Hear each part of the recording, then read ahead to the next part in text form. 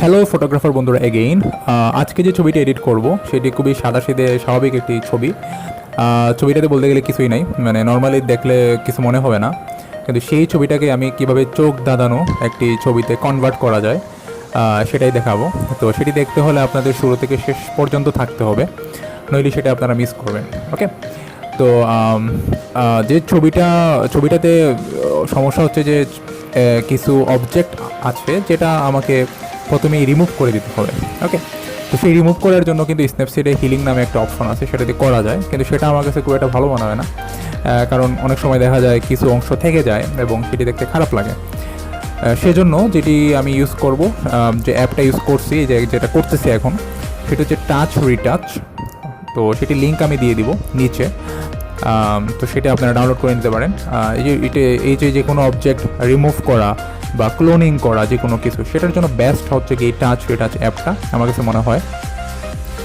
সেটি ইউজ করলে আসলে যেটা হয়, আপনার অবশিষ্ট কোনো অংশ সেটা থাকেই না, আর বোঝাও যায় না যে ছবির এখানে কিছু একটা ছিল আর কি, মানে এটা নিয়ারলি পারফেক্ট এটি রিমুভ করে দিতে পারে, যেটা দেখতে অনেক ভালো লাগে আসলে। যেমন দেখেন এখানে যে অবজেক্টটা সরানোর পরে ছায়ার অংশটা রয়ে গেছে, তো সেটা অবশ্যই থাকা যাবে না, সেটিকে সরাতে হবে। এই সরানোর জন্য এখন আমি যখন আমি এই রিমুভিং অপশনটা ইউজ করব, দেখেন আফটার দ্যাট যে অংশটা, সেটা বোঝাই যাচ্ছে না যে এখানে কোনো ছায়া ছিল বা কোনো অবজেক্ট ছিল, ওই যেটা বলছিলাম নিয়ারলি পারফেক্ট। যাই হোক, এখন ছবিটি আমি সেভ করলাম, গ্যালারিতে নিয়ে যাব আপনাদের। ফ্রম দেয়ার এখন আমি যেটা করব সেটা হচ্ছে গিয়ে অবশ্যই স্ন্যাপসিডে নিয়ে যাব। এটি কয়েকটা ধাপে এডিট করতে হবে, স্ন্যাপসিড, এরপরে আমি অ্যাডোব লাইটরুম। তো ম্যাক্সিমাম কাজ অবশ্যই স্ন্যাপসিডেই করব। তো অ্যাকসেন্টুয়েট এই প্রিটুলসটা এখানে খুব কাজের, এটা আবার সব জায়গায় কাজে লাগে না, এখানে খুব কাজের, কারণ হচ্ছে এই যে ডিটেলসটা অনেক ফুটিয়ে তুলতে পারে। ওকে, অ্যান্ড মেঘলা অংশ, যেটা উপরের অংশ যেটা দেখতেছেন, সেটাকে অনেক ভালোভাবে ফুটিয়ে তুলছে, যার কারণে অনেক আই প্লেজেন্ট লাগে দেখতে। টিউনিংয়ের ক্ষেত্রে আপনারা, আমি সবসময় যেটা বলি, এখনও বলতেছি, যে টিউনিংয়ের ক্ষেত্রে হচ্ছে যে নিচের আপনার কাছে যেটা মনে হয় as a editor, as a photographer, যে কতটুক এডিট করলে, কীভাবে এডিট করলে যেটা ছবিটাকে আপনার অন্য একটা ভাব ফুটিয়ে তুলতে পারে, সেটা আপনার উপর as a editor, as a photographer. আমি আমার মতো করে করতেছি, আমাকে ফলো করতে পারেন, তাইলে একটা ধারণা পাবেন। বাট আমার মতোই যে করতে হবে সেটি কোনো কথা না। বাট ছবিটা যেহেতু একটু ডার্কিশ, ছবিটা যেহেতু একটু মেঘলা, তাই আমি ছবিটা চেষ্টা করব একটু ডার্কিশ রাখার। হ্যাঁ, বাট এটার আমি ডিফারেন্ট, লাস্ট মোমেন্ট পর্যন্ত থাকলে দেখতে পারবেন আমি ডিফারেন্ট একটা কালারে নিয়ে যাব, যেটা অনেক চোখ দাদানো মনে হবে আর কি। তো এখন কিছুটা ধারণা পাবেন। দেখেন আমি ওয়ার্মটা কিন্তু কমাইয়া দিছি, বাড়াইয়া দিলে কিন্তু মনে হইতো যে সূর্যের আলো বা সামথিং লাইক দ্যাট। ওকে, এটা গরমের সময় যেরকম হয়, আর আমি আলোটা কমাইয়া দিছি, ওয়ার্মটা কমাইয়া দিছি, যার কারণে কুলিং টোনটা অনেক বেশি নিয়ে আসছি, দেখতে ভালো লাগছে। আর ভিন্টেজের ক্ষেত্রে যে কোনো একটা ভিন্টেজ ইউজ করবেন আপনারা, যে কোনো একটা ফিল্টার ইউজ করবেন, আমি একটা ইউজ করছি আর কি এখানে। এনিওয়েজ, এখন দেখেন ছবিটা অরিজিনালি কেমন ছিল আর লাস্ট মোমেন্টে কেমন হইলো। বাই দ্য ওয়ে, এটাতে কিন্তু আবার ওই অবজেক্টগুলো নাই, অবজেক্টগুলো আমি আগেই সরাইছি। অফকোর্স পরিবর্তনটা আপনারা কিছুটা বুঝতে পারতেছেন, রাইট? এখন যেটি করব সেটিকে নিয়ে যাব the super app Lightroom. Of course এখানে সিলেক্টিভ ফিচারটা খুব কাজের, সিলেক্টিভ ফিচারটা খুব কাজের। এবং এটা দিয়ে আমি যেটা করব মেইনলি, যে নিচের যে অংশটুকু আপনারা দেখতে পারতেছেন, মানে যেটাকে বলে ফোরগ্রাউন্ড, তারপরে মিডল গ্রাউন্ড, তারপরে ব্যাকগ্রাউন্ড। তো ফোরগ্রাউন্ডের যে অংশটা, সেটাতে আমি ডার্কিশ অংশটা একটু ফুটিয়ে তুলবো, মানে হচ্ছে কি এখানে আমি কন্ট্রাস্টটা একটু বাড়াবো অ্যান্ড ধরেন শ্যাডোসটা একটু কমাবো, যাতে আমার অংশটা একটু ডার্কিশ হয়ে আসে। হ্যাঁ, তো তাতে আমার এই কাজটা করার দুইটা কারণ আছে। একটা কারণ হচ্ছে যে ওই যে নর্মালি দেখতে ভালো লাগবে, আর আরেকটা জিনিস হচ্ছে যে আপনার মেইন ফোকাসটা কিন্তু আসলে কোথায়, দেখেন মেইন ফোকাসটা কিন্তু আমার একদম, ধরেন এটাকে যদি আমি মিডল গ্রাউন্ড বলি, যে যেখান দিয়ে আপনার ইলেকট্রিক তারগুলা গেছে, যে বিমগুলা বসানো আছে, যে বিল্ডিংটা, আর যদি আমি একদম ব্যাকগ্রাউন্ড আকাশের কথা বলি, so this is my focus point, right? তাই আমি চেষ্টা করব ওই অংশটুকু ফোকাসে রাখার, আর সামনের অংশটুকু আমার হচ্ছে গিয়ে ডার্কিশ করলে দেখতে ভালো লাগবে।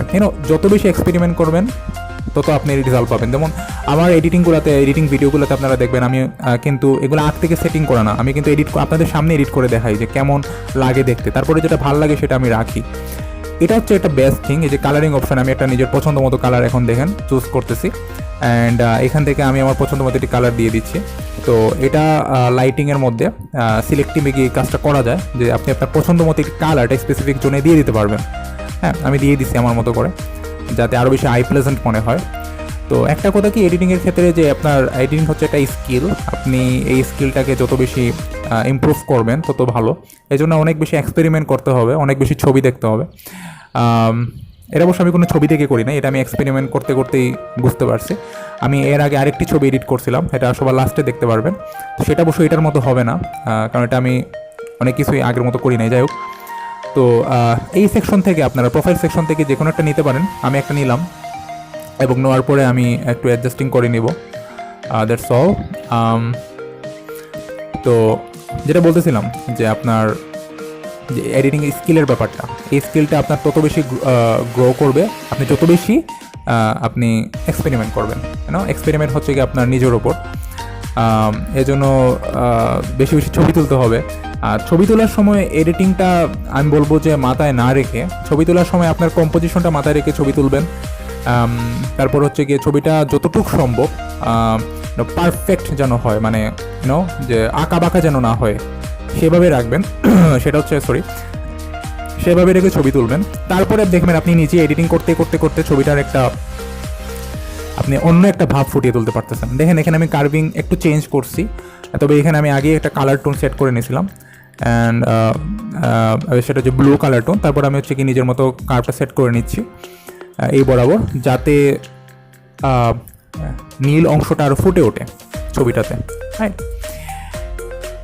তারপর থাকবে ডিটেলিংয়ের কিছু অংশ, যেখানে আমি একটু ক্লিয়ারিটি বাড়াবো, তারপর হচ্ছে গিয়ে নয়েজ পলিউশন একটু কমাবো, এবং সেগুলা আপনারা আমাকে একটু ফলো করেন। কারণ হচ্ছে যে এই যে ক্লিয়ারিটি আমি বাড়াবো, হ্যাঁ, ক্লিয়ারিটি কিন্তু আপনি ইচ্ছা মতো বাড়াইতে পারবেন না, বাড়ানো উচিত না। কারণ হচ্ছে কি আপনি দেখেন ক্লিয়ারিটি বাড়াইলে আমার নয়েজটা কিন্তু খুব বেশি বেড়ে যায়, তখন আর দেখতে ভালো লাগে না। সেই জন্য আমি যেটা করছি যে আমি ছবিটা প্রথমে জুম করছি, জুম করে তারপর আমি ক্লিয়ারিটিটা নিজের মতো করে সেট করে নিচ্ছি, রাইট। এই ছবির ক্ষেত্রে ডিএসটা বাড়াইলে অনেক সুন্দর, যেহেতু ছবিটাতে ক্লাউডি একটা ছবি, সো এটা ডিএস বাড়াইলেই বেশি ভালো লাগবে, সেই জন্য আমি অল্প একটু বাড়াইছি। That's all. আর এখানে আপনারা নিজেরা অন্য কিছু করতে পারবেন না, কারণ এইরকম ছবিতে। আর নয়েজ রিডাকশনের ক্ষেত্রে আমি বলবো যে বেশি বাড়াবে না, তাহলে স্মুথ হয়ে যায়, যেটা আমি সবসময় বলি। আরেকটা জিনিস হচ্ছে যে এটা নয়েজ রিডাকশনটা বাড়ানোর সময় ছবিটা একটু জুম করে নিলে ভালো হইতো। আমার মোটামুটি এক্সপিরিয়েন্স হয়ে গেছে, তাই আমি জুম করি নাই, বাট এটা জুম করে নিলে বোঝা যায় যে আপনার কতটুক রিডাকশনটা আপনার কমানো উচিত বা বাড়ানো উচিত। এনিওয়েজ, নর্মালি আমি বলবো 30 থেকে 50-র মধ্যে একটা অ্যামাউন্ট রাখলে চলে। আপনার ছবির ওপর অবশ্যই, ছবির যদি খুব বাজে হয় তাহলে অন্য হিসাব, আবার খুব ভালো আসলে দেন রিডাকশন কমানোর বা বাড়ানোর খুব একটা প্রয়োজন নাই। এই ছবিতে প্রিসেটটা লাগবে না, প্রিসেট দিলে তো আগেটাই চলে আসবে, প্রিসেট প্রয়োজন নাই। এটা জাস্ট আমি ওই যে বললাম এক্সপেরিমেন্ট করে দেখতেছি এখন। তো guys, this is the final picture, এবং আমি এটি এখন সেভ করবো অবশ্যই হাইয়েস্ট কোয়ালিটিতে, গ্যালারিতে আপনাদের নিয়ে যাব, এবং ওইখানে দেখাবো আমি আরেকটি ছবি যেটি হচ্ছে যে আমি এডিট করছিলাম আগেই, এবং সেটা একটু ডিফারেন্ট এটি থেকে। তো ওই যে বললাম পুরোটা হচ্ছে আপনার এক্সপেরিমেন্টের উপরে, যত বেশি এক্সপেরিমেন্ট তত ভালো ভালো রেজাল্ট আসবে। যাই হোক, যারা শুরু থেকে শেষ পর্যন্ত ছিলেন তারা অবশ্যই অনেক কিছু এইটা দেখে শিখতে পারছেন। এটাতে আমি টোটাল 3টা অ্যাপ ইউজ করছি, 3টা অ্যাপের ডাউনলোড লিঙ্ক আমি নিচে দিয়ে দিব। তো যদি ভালো লাগে তাহলে এভাবে পাশে থাকবেন। পাশে থাকার ওয়ে হচ্ছে লাইক করা, কমেন্ট করা, অবশ্যই সাবস্ক্রাইব করা। তো সেটা আমাকে অবশ্যই উৎসাহিত করবে। আর যদি